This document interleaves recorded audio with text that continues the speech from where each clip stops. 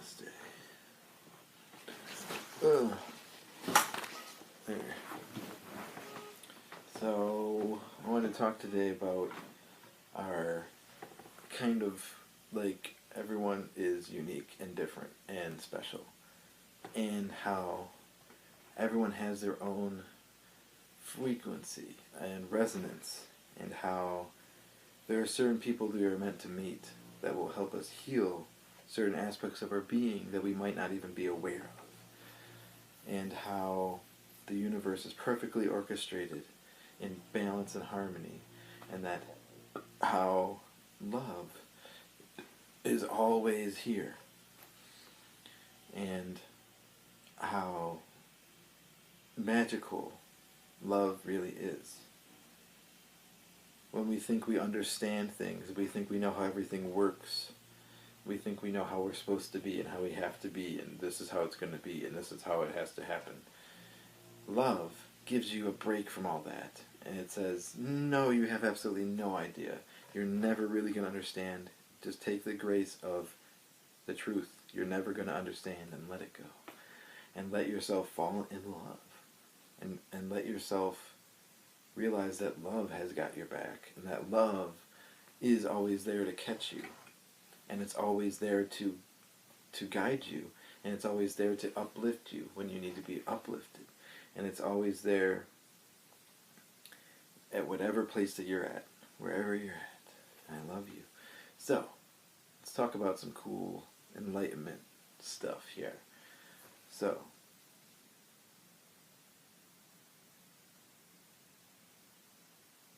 as we go through this process of integrating ourselves into ourselves, which essentially is integrating our ego of our identity of who we are, integrating that into our heart space, which is our true self, which is where our simplicity exists, where everything is enough and perfect just as it is. And everyone loves you unconditionally, magically, but you didn't do anything to earn it. That's the heart. So integrating the ego, the structures of beliefs and fears that get formed when we are in an innocent state, and then we get jarred out of that innocent state, that identity gets created. So it's about integrating that identity, and that's the thing, is we identify as it, but we aren't actually that thing. What we are is the pure love, our true self, in our heart. So we're integrating that, whatever, what do you want to call it, structure? We're integrating that into the heart space. A lot of the times we end up struggling, and the ego thinks that, it can win, and that it needs to win, and that if it doesn't win, then it'll die. The thing is all the ego really wants is love anyways, okay? It's not that the ego is dying, it's that the ego is being born into existence of love. Any resistance patterns that we have inside of us only exist because we're not trusting in the true love of our true self. That essentially is what this process is allowing that integration to happen, allowing the conditioning to be met with love, unconditional love in every moment.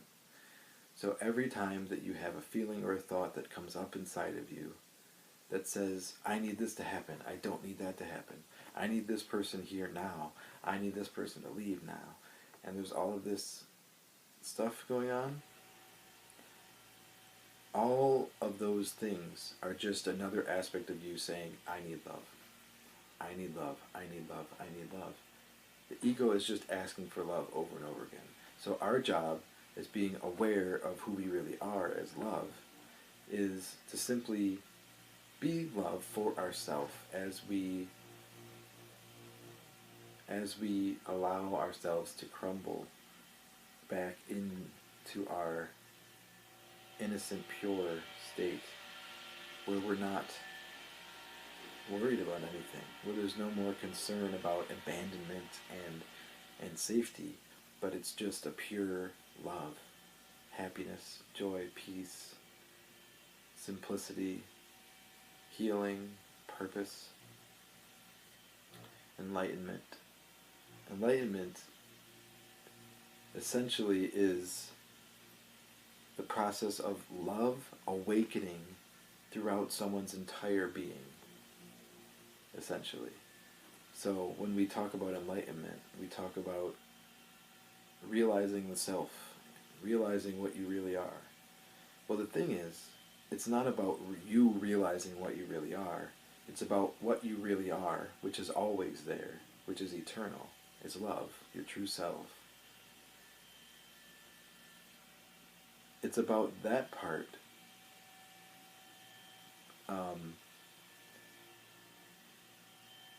Being the bed of roses, that everything else that you think you are, the person who thinks they need to get enlightened, they come to rest on that bed. And they let love have them. That is what enlightenment is. Someone to be enlightened is the acceptance of the totality of love and the pervasiveness of love throughout all of existence. And there can be no fear anymore when one is identified as love itself. And this belief system that we call our separate self, that perceives things as separate, is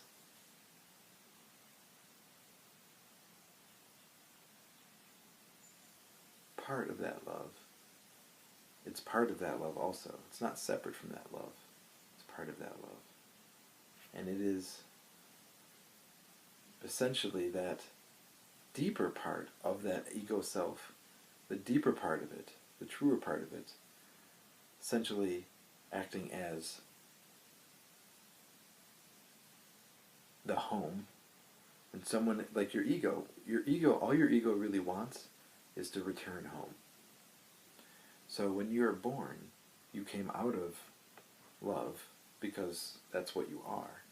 When you were not in a body, you were of love. You were love. Spirit, soul, you're love. You're connected to everything.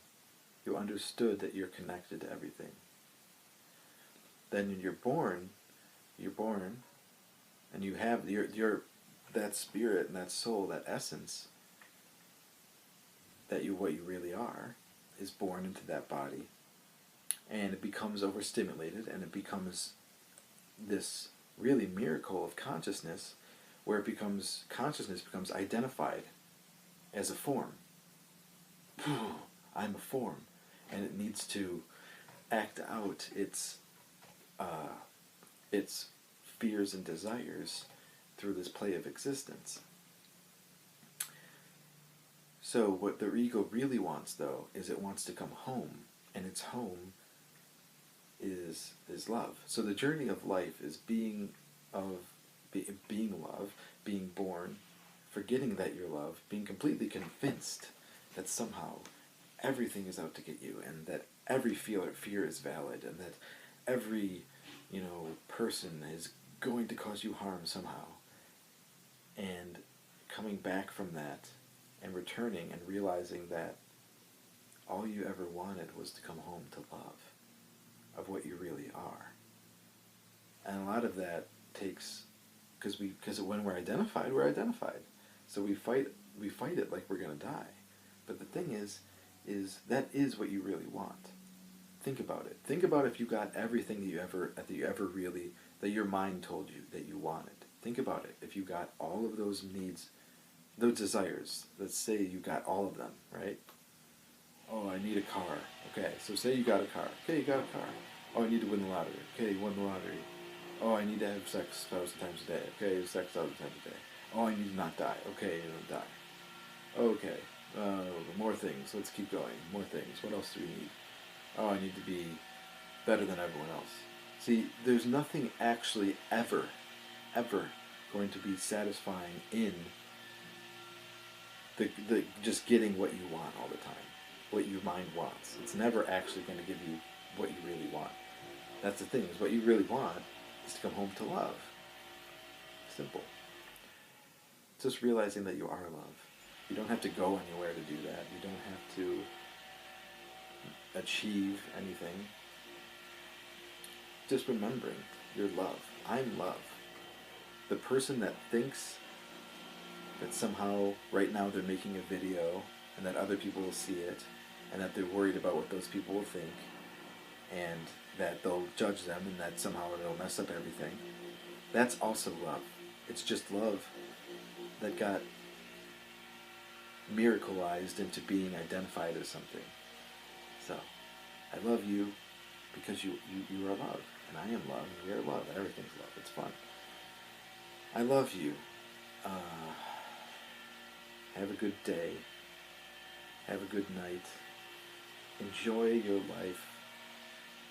Even if there's things going on that we don't understand and we don't know why it's happening, just realize that love is guiding you, because love is your higher self. All of your spirit guides are you, but they're just remembering that they're love. That's the only difference.